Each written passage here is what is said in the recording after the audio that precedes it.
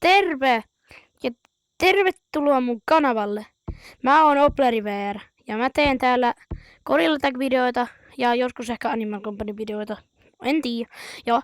Ja mun se, että mä en oikein pysty kauhean pitkiä videoita, koska mun maksivideon pituus, mitä mä oon, niin on jotain 10 minuuttia, koska Meta ei pysty jostain synkronoimaan yli 1 GT-videoita, joten siinä semmonen tiedote. Tässä videossa tulisi muuten aika lyhyt, koska tää on kestänyt vasta 30 sekuntia. Niin että, mä näytän teille yhden hyvän kikan kanjoneissa, jota te voitte käyttää. Jota voitte käyttää, ei oo pakko, mutta voitte käyttää, koska mikä hyvä pelaa. Se mun on pakko sanoa, mä oon ihan surkea pelaattelu. Tästä tulee ehkä hyvä kikka, mä en oo varma, onko tää hyvä kikka. Opin tän yhdeltä YouTubettajalta. Sen nimi näkyy tässä. Joo, se nyt näkyy teille. Sen nimi näkyy siinä.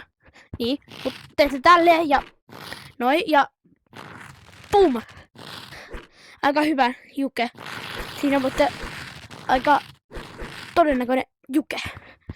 Mutta ei oo pakko käyttää, jos ette halua. Voi vitsi, mä tipun. Joo, siinä näette, että mä oon ihan surkea tässä pelissä. Heippa!